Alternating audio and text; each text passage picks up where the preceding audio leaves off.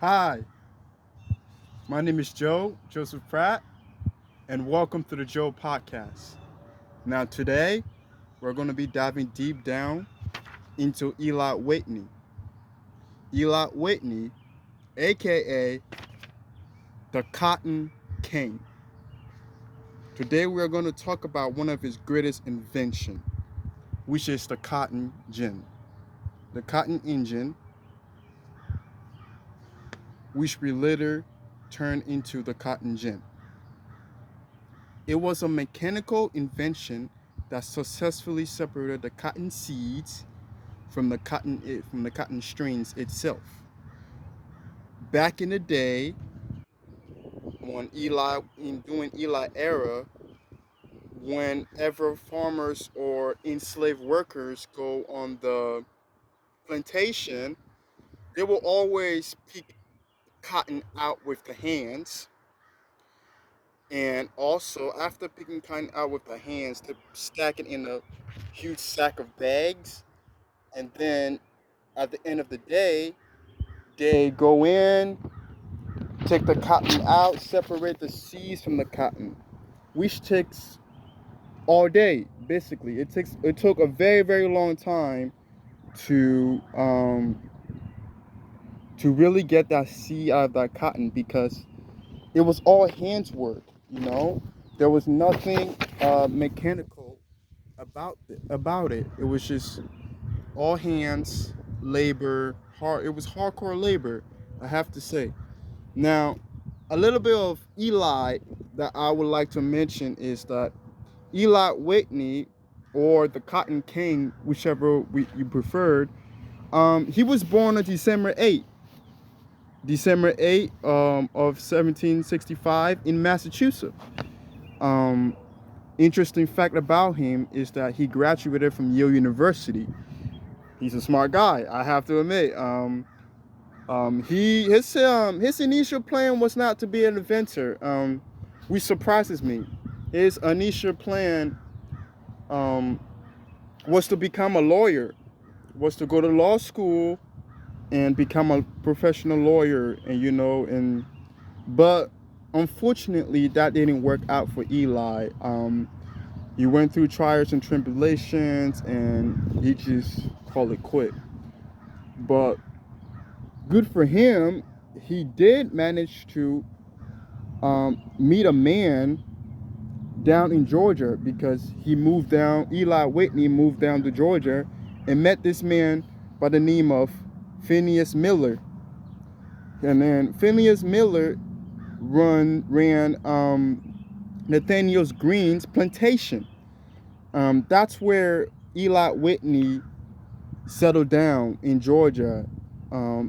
Nathaniel Green and Phineas Miller show him around, show him how farmers and plantation work, and show him the farmer's life. And he was comfortable with that. He lived there for a couple of while. Everything was good. Everything was really good. So, but after a few seasons in Georgia, and after a few time on a plantation, Eli Whitney came to a realization that the production of cotton take all day, and I guess he really wanted to change that. He really wanted to change that. He didn't want it to be uh he didn't want the cotton to take all day, and he thought that picking hands with cotton and then separating them with um with the seeds with hands was way too long and way too slow and way and less efficient. So um that's why um he thought of as picking cotton was a problem. So he settled down on thinking about what invention could he use to make life easier for cotton pickers. And that's when he had an idea to develop the cotton gin. Now, the cotton gin processing is where a enslaved person or a plantation worker will pick out the cotton with the hands, and after picking out with the hands, they will put it in the sack of the bags, and after putting it in the sack of the bags, they will go to the cotton gin, and they will then the cotton gin, instead of picking it out with the hands, instead of picking the seeds out of the with the hands out of the cotton, instead, thanks to Eli Whitney, great invention, um now they just separate the seeds with the cotton gin. So the seeds and the cotton gin, and that processing was extremely fast. It was fast. It didn't take all day. It was really, really fast. So it was very, very effective, and that's what Eli wanted for everyone. He wanted um, people to really stop hard laboring, and basically work smarter and harder. And that was his key of the cotton gin. That was the key invention of it. I do have a picture here, if you can see, of Eli Whitney. There he is, very, very stern guy. And I do have a picture of cottons. This is what cottons used to look like back in the day. This is the plantation back in the South, you know. So, but in here you see what I was talking about earlier. We can see that a person is picking cotton with the hands right here, and putting it in the sack of the bag right down here. This is what they usually do, and then after a long day of work, then they go in and separate with the hands. Moving on, we see more pictures of Eli, um, of the slave workers on plantation. You see kids working on the plantation, picking cotton with their hands with the sack of bags, and adults, enslaved workers working. Now, one cool fact about the gin or cotton gin, is that the gin revolutionized the cotton production in the United States. I mean, it took it from 0 to 100 real quick, like real quick, because specifically the southern states, the southern states, because the southern states had great weather. It had great sun and heat, and sometimes it rained, sometimes it didn't rain, but it was perfect. It was a perfect place to grow cotton.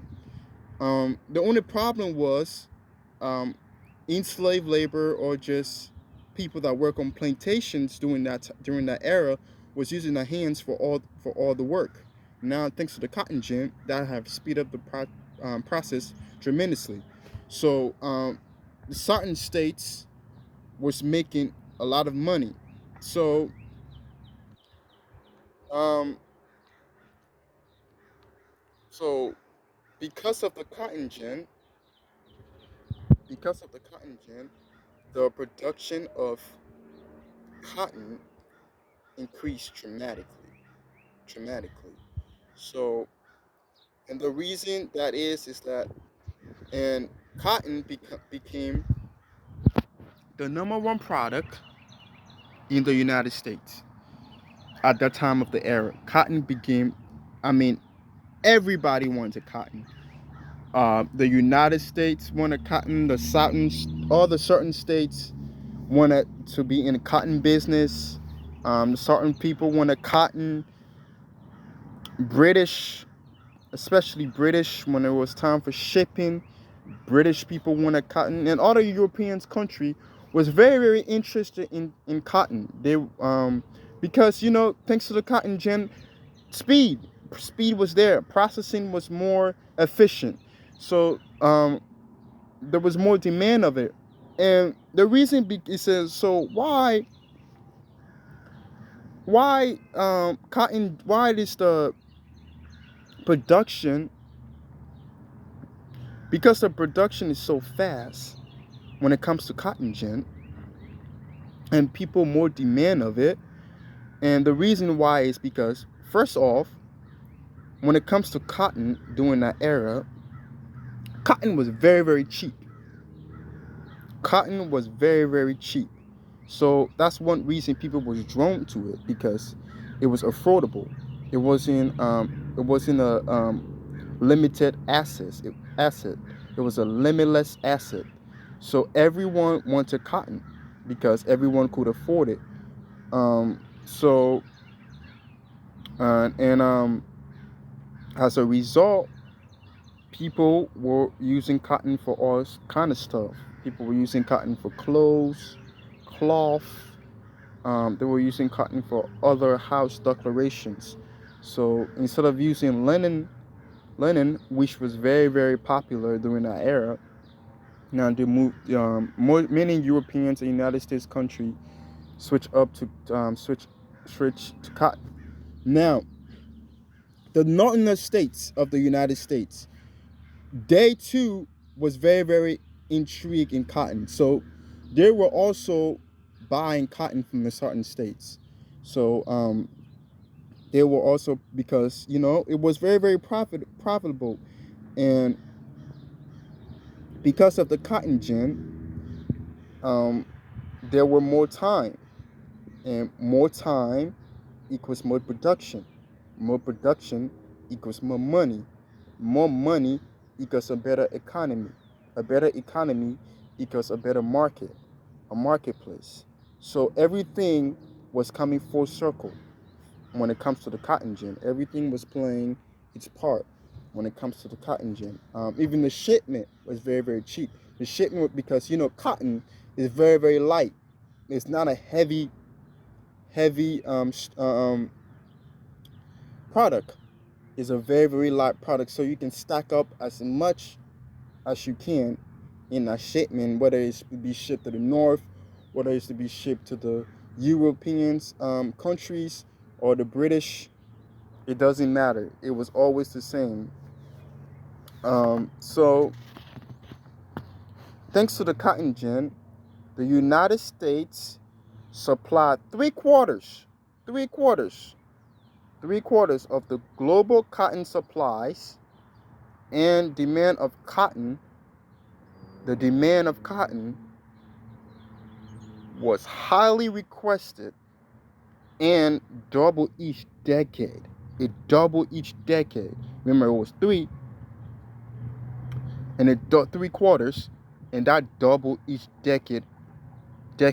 So it literally took over the South. Now, here is a picture of Eli Whitney invention, the gin. I want you to see. Very, very, very cool invention. Now, thanks to the cotton gin, the Southerners profited so much. I mean, it was all over the place. We talking about Florida, Georgia, Texas, Arizona, Tennessee, South Carolina.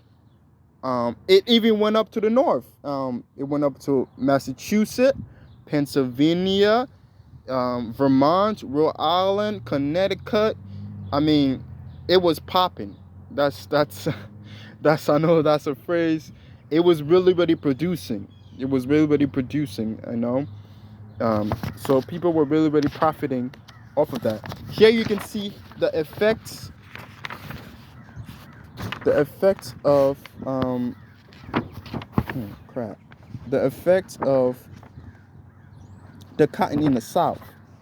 You see the South, and then you see the North. It also applies to the North too.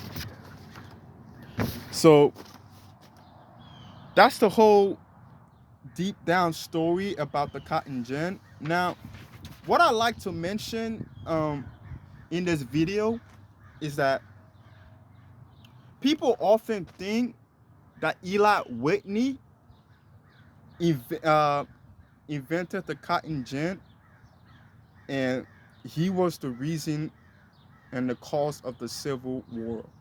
Civil War. I beg to differ. I disagree because um, his intention was his intention was never to um, kill people, basically, or downgrade people or desegregate people. His intention was to make labor easy. His intention was to work smarter than harder. That was his intention. I know a lot of people, a lot of historical people say, oh, because of the cotton gin and cotton supplies. Yes, which is true. Of course, because of the cotton production and high demand, they needed more labor. They needed more slave. And what better way to go than get enslaved? But that was never Eli Whitney's intention. You know, people had their own mind and their own thing going on, and they decided to enslave people. You know, it's because Eli's intention was to help the world, was to help the poor, the labor, the poor laborers that was working that's underneath the sun all day and all night. Um, so thank you for coming on this podcast. I really, really appreciate you. My name is Joseph Pratt. This is the Joe Podcast, and I'm signing out.